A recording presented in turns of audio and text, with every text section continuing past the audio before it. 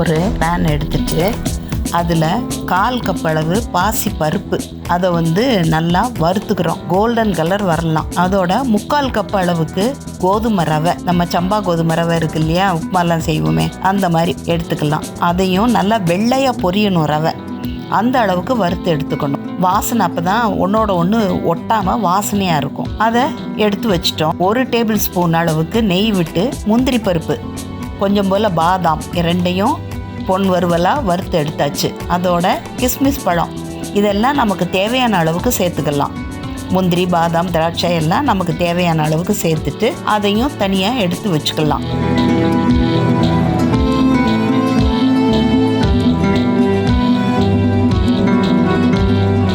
அதோடைய நம்ம 3/4 + 1/4 பருப்பும் அரிசியும் சேர்ந்து 1 கப்புக்கு தண்ணி 4 பங்கு தண்ணி இல்லைன்னா 5 பங்கு தண்ணி சேர்த்துக்கலாம். தண்ணியோட எல்லாம் நம்ம கழுவி சுத்தம் பண்ணி வச்சிருக்கிற ரவையும் பருப்பையும் போட்டுட்டு 4லேருந்து 5 விசில் விடலாம்.